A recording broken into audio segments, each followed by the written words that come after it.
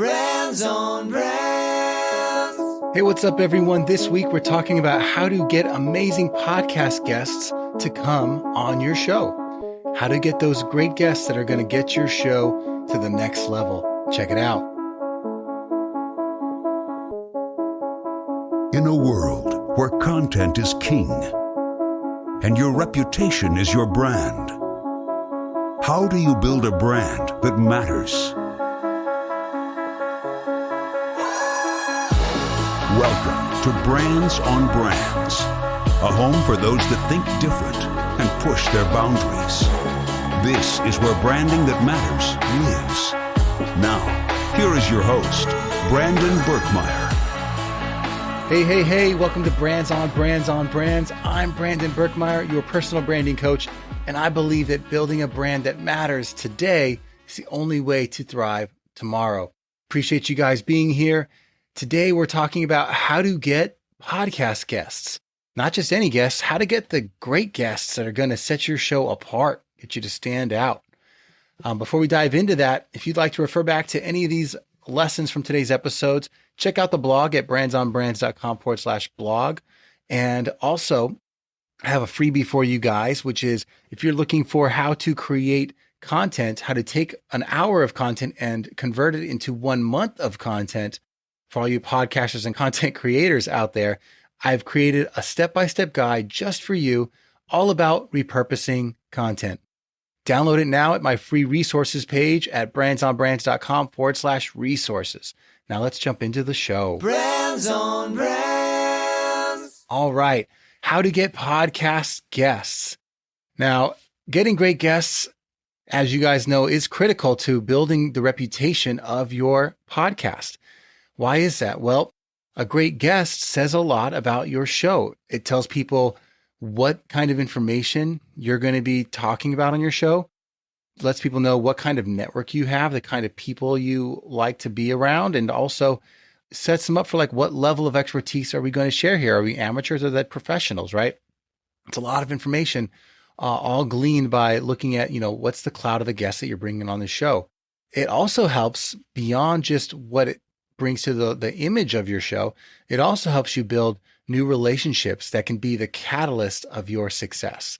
What do I mean? Well, when you're interviewing someone for an hour, you have a little bit of time before and after the show, but also that hour that you're talking to them, you are building a relationship. Whether you know it or not, you are establishing rapport in talking about the topics from your show with your guest. That guest has now spent an hour of time with you, diving deep into the things that they really believe in and that they like to teach. And you were the catalyst for that. And that develops a relationship. And now you are more than just someone who they ran across in a room one day. You are someone that they have gotten to know a little bit better. So that's the start of a relationship that now you can follow up on, reach out to, check how they're doing, thank them for being on the show, and start to create more touch points. Run into them at different places, at different speaking gigs, engage them on social media. You are now someone who has a different relationship with them than most people that come into their world, right? So it's a huge relationship developer. But what we're here to talk about is how to get these great guests on your show. But that's just why it's important. I want you guys to understand that, because I think even when I started, I did just solo shows when I started. I did 30 solo shows and I deleted all of it because I got coaching and found out what the value of adding guests to the show into the mix is. And not only did it add more variety to my show, make the show more interesting, but it also brought all these benefits that I just talked to you about. Not only my audience getting my knowledge, they're getting the knowledge of people who've been doing it a lot longer than I have, that have written books on the topic and who've spoken on the topics of marketing. And I got to bring all that to the show. It increased the quality of my show. It brought more variety to my show. And it most importantly opened the door to all these new relationships that I have in the business. So I thought that was huge for me, especially if you're looking to maybe speak one day, getting people who are already speaking at the places you want to speak from a public speaking standpoint. You now have relationships with people who've already done it. You can ask them how they did it, or you can ask them who runs the show and use them as a referral to become a speaker. So it's a lot of benefits there. So the 3 things we're going to dive into today are how to build your dream 100 guest list, how to perform guest research, and then that oh so critical guest outreach, how to do guest outreach, right? So those are my 3 things for today. And let's start with the Dream 100 guest list, right? This isn't a new concept. This is something I've learned from lots of people. And I think Russell Brunson from ClickFunnels has a great explanation of this. But what I think of it is just as if you're developing a guest list, right? Don't just write down the people you know that you think are easy to contact. Create a wish list and write down everyone that you think would be a great fit for the show, whether you think that they're achievable or not, whether you have any contact with them or not. Make a list of everyone that would make sense for the show. And you can organize this into 3 buckets, right? You can organize this into people that you know that are easy to get a hold of, that are in your circle, as the easy part of it. Then jump to the hard part and say, okay, who are all the people that would be amazing for the show, like the best top-notch speakers for my show that are maybe hard to get a hold of, and write those names down. And then fill in all the names in between, the like medium, like you think you might be able to get to, but you have to like reach out or start a relationship with them. Or maybe from your top-notch guests, they're like in their circle of friends. You want to talk to those people to maybe get the referral to the highest people on your Dream 100 guest list. Make a list and just start at first. Don't like think of those buckets. Just literally write down every name that comes to mind that would fit, because you're going to run out before you get to 100. I guarantee you. But write every name down, and you have to set those goals up front. And why this list is so important is most of us don't challenge ourselves to really get great guests on the show. So if you set this goal ahead of time, you write this list as just something to shoot for. You set those goals by setting them, you're giving you a chance to hit them. If you don't set goals, how are you ever going to accomplish anything, right? So you have to set those goals if you hope to achieve them in the first place. And then building that ideal guest list actually allows you to map out those goals and set you up to build a plan to reach those goals. Now that you know what you want to accomplish, you can actually figure out, okay, maybe for the harder people to get a hold of, this is a long-term goal that I got to build a plan for over time. So how am I going to do that? Well, I might start by getting involved in their world and think that maybe in a year or two, I might have a chance to meet them in person at some point. But you set those things up. I'll go to events where they're at. I'll engage in their communities. I'll join their coaching programs. And at some point, I'll have gotten to know them enough that I can ask them to come on the show. But that's a long-term plan. Whereas a short-term people on your list, you can say, okay, who am I going to just reach out to directly or make a phone call or email or whatever it is? But you can build a plan now that you have them on the list. And what I would advise to make this a little easier for you guys is after you've written down your list, here's the kind of people that I would think about for your show. Okay. There's 2 kinds of people that a lot of people that, especially if they have business shows or coaching shows, like to have. A lot of people we think of like, let's talk about people we know that are experts on a topic, or at least have been involved in a topic enough that they can talk smartly about it, right? Or intelligently about it. And that's great. But what I would actually encourage you to do is say, okay, let me go beyond that. Let me think about not just the experts, but let me also look at who are influencers in this space. Who are people that have taken time to build their own audiences, who already have built-in followings. So maybe have their own email list. They have their own ongoing show. Maybe it's a podcast. Maybe it's a YouTube show. Maybe they have their own blog that's popular. Who's been out there long enough that they already have people following them? And a great group of people that already is doing that. It doesn't have to be celebrities that are on like TV that are like impossible to get a hold of, but you can seek out people that are speakers who are at all the conferences, people who are authors that are writing books. Like go to Amazon, check out new books and see who's out there promoting a book, because most people that are promoting books, guess what? They're looking to come on podcasts to tell their story to your small audience. Look out coaches who are people already out there teaching something that they are experts in. All these groups of people, speakers, authors, coaches, have, number one, they've already built an audience that you can tap into. But number 2, importantly, they know how to speak on their topic. They've gone through the trouble of synthesizing all their ideas into understandable explanations. And most of them have already done PR. They've already gone on shows. So you don't have to train them on how to be a good guest. They already know it half the time, or at very least, they know how to talk about what they're experts in. So as opposed to someone who just works in a space, that is a professional in a space, but not a speaker or author or coach, they're just a professional in an industry. A lot of professionals in the industry, and this was me included back in the day, I knew how to do my job, but it didn't mean that I would have made a good guest on a show. It didn't mean that I knew how to take my ideas and convey my perspective in a way that's interesting to an audience, right? So when building your dream 100 guest list, think about that.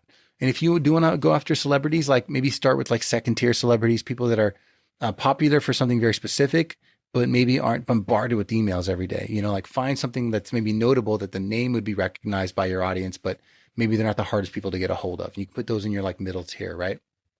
So that's your Dream 100 guest list. And again, this is something you continue to update every quarter, every 6 months, every year. And as you knock people off your guest list, you can add more to it to continue to set those goals to grow your show, make it better. All right. Number 2, guest research. I talked a little bit about this already when talking about the Dream 100 guest list, but after you've made that list, you should be kind of ranking your guests in terms of difficulty to reach, as we talked about, easy, medium, hard, and challenge yourself to get a little bit of each group and maybe aim for the middle also, because if you just get the easy, eventually you'll run out of the easy people to reach and you'll have not set the stage to bring in the harder people to reach on your show.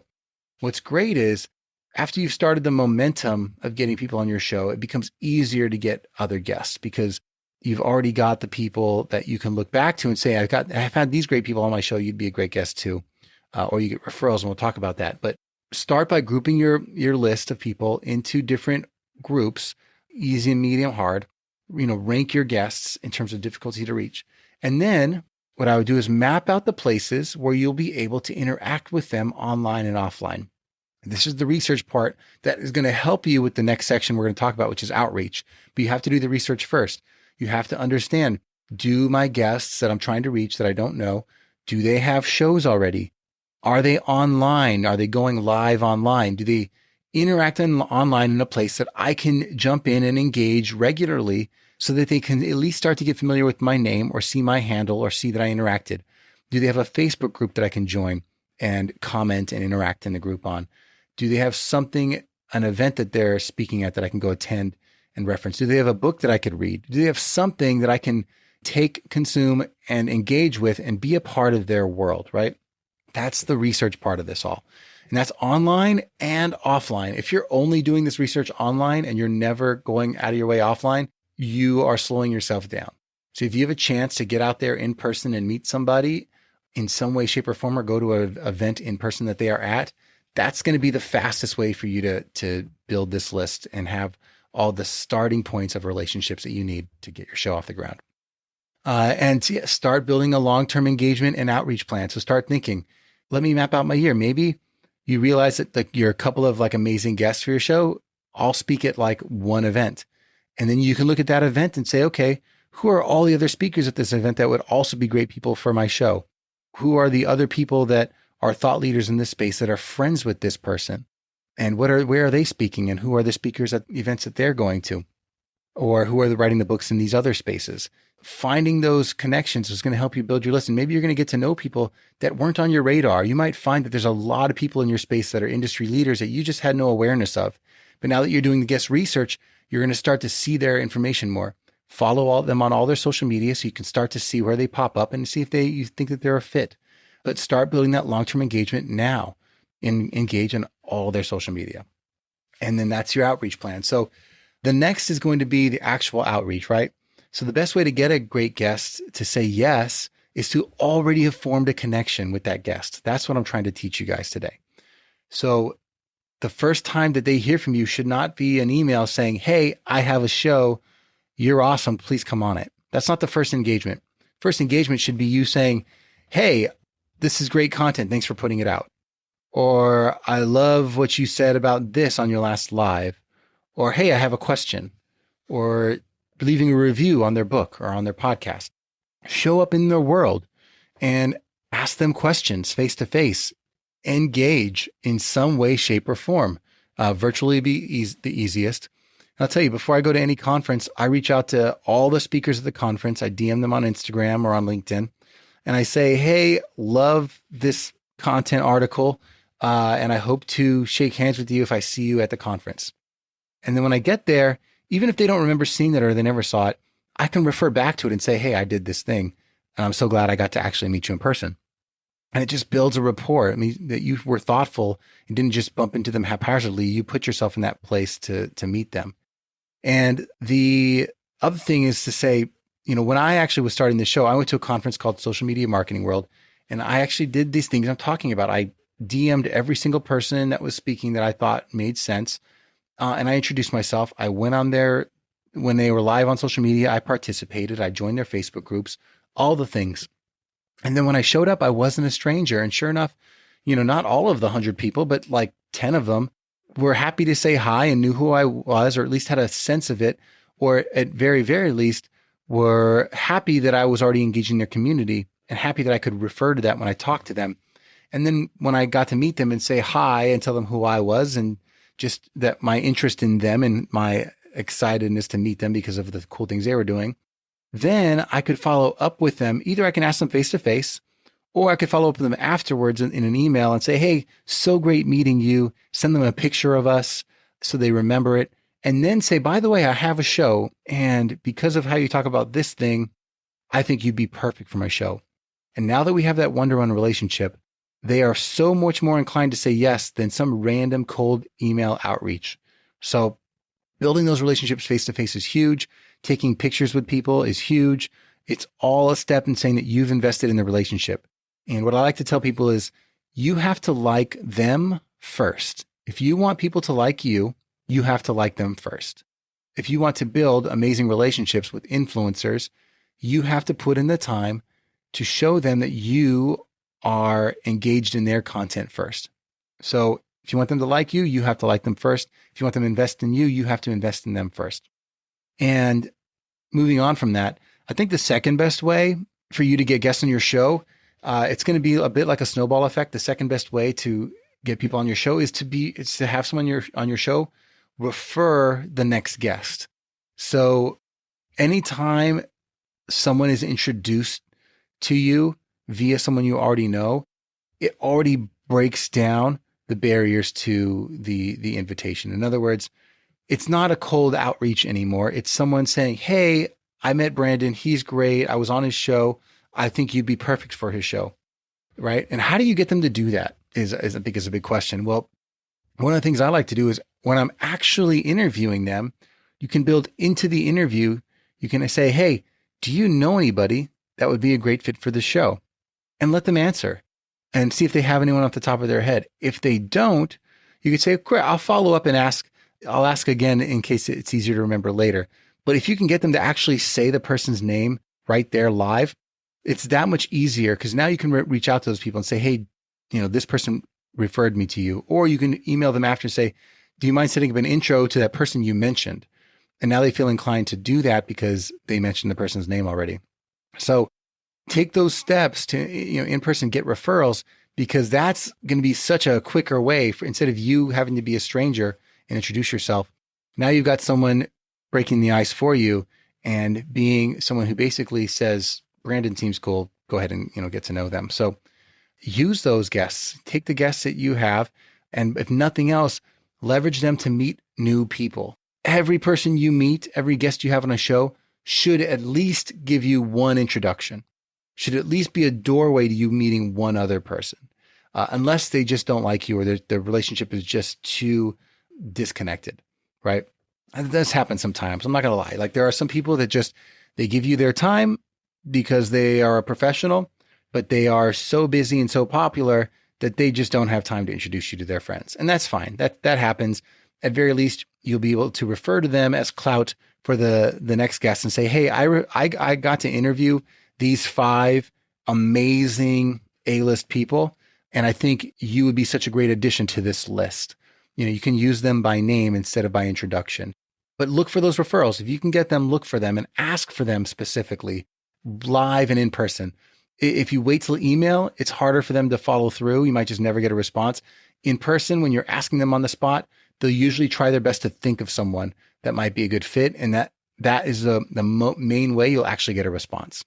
I'll tell you, it's funny when you get ask people to do anything, like inherently people are just not the best at following through and they have a lot going on low priority things. And guess what? You're probably a low priority. But when you ask them in person and you have them in the moment, they're very helpful. So use that time wisely.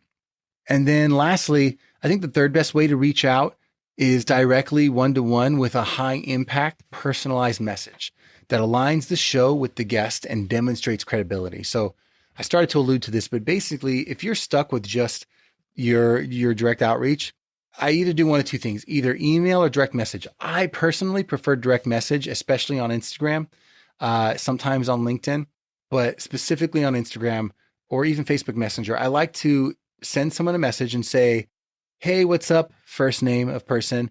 I saw you speak, or I saw you were a speaker at such and such event, or I saw that you just wrote this book, and the topic of XYZ is something I'd really like to dive into on my show with you. I think it's a perfect fit. I've also interviewed guests such as 1, 2, 3, 4, 5, and I will list 5, 6, 7, 8 people that I know that they've heard of. How do I know they've heard of them? Well, either they're such a big name in the space that everyone knows them, or I've specifically gone on Instagram, looked at who they are following, looked at who this potential guest is following. Anyone that's got a blue check mark that I know has been on my show, I just list that person's name, add them to the list.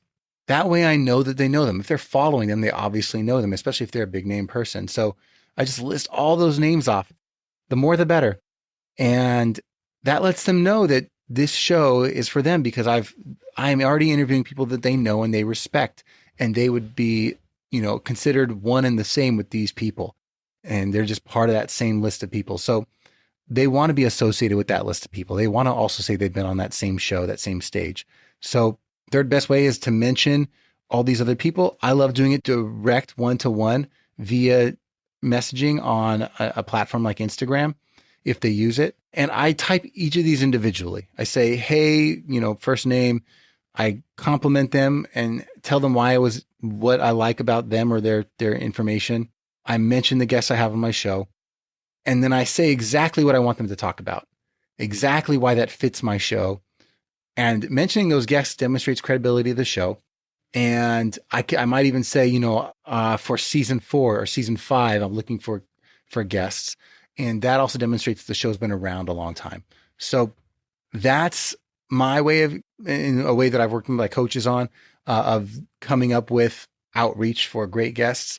I think it's the easiest way because it's the most personal to get a hold of people. But try the different ways. And guess what? Over time, each of these things will get easier, but especially at the beginning, the more you can get face-to-face and into people's worlds, the better.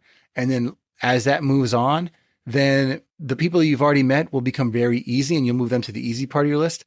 And then guess what? Your Dream 100 guest list will get revised so that your hard to reach people are going to be even higher up. You're going to have to push even harder to find people that are, even more amazing that you never even had a hope to get before. You can now put them on your guest list. So that's the beauty of this, is that you are now becoming this relationship creating machine that starts to have this amazing network that you can tap into and look back at and say one day, hey, you know what? I want to speak on stage too. Hey, great guests. I'd love to come on your show, or I'd love you to introduce me to someone. And now you have this amazing network of people that really respect you because they've seen what you've done with the show over time. Because I'll tell you what, they are paying attention. A lot of them are paying attention. 90% are seeing, like, what does this guy got going on? And they'll notice you, especially if they follow you after you've done a show with them. They see what you're doing on Instagram and whatever else. So if you're putting all the content out there and you're repurposing and doing all the things I teach you guys to get your show out there, they'll notice. They'll notice. So anyway, that's my tips for you guys today on how to get podcast guests that take your show to the next level. Hope you enjoyed it. And by the way, if you haven't had a chance to listen to some of my ideas on how to get a show started, and this whole season 4, starting with episode 150, which is about 10 podcasting ideas for beginners, I've been giving solo episodes that are all about podcasting and my tips on podcasting. So start with episode 150. Check that out first, brandsonbrands.com/150, and then just go forward from there. And let me know what you find useful. Hit me up on Instagram at Brandon Berkmeyer. Take a screen grab of the episode you like. Maybe it's this one. And let me know. And I'd love to comment and interact with you. And remember, building your brand is a journey. Tackle these little items each day and move forward. Hope these tactics shared today were helpful. Thank you guys, as always, for listening, and I will catch you all next time. You've just taken your marketing knowledge to another level with this episode of Brands on Brands. But we have plenty more ways to help you build a brand that matters. Head over to brandsonbrands.com for resources, as well as access to our blogs, videos, and exclusive coaching sessions with your host. Be sure to visit brandsonbrands.com.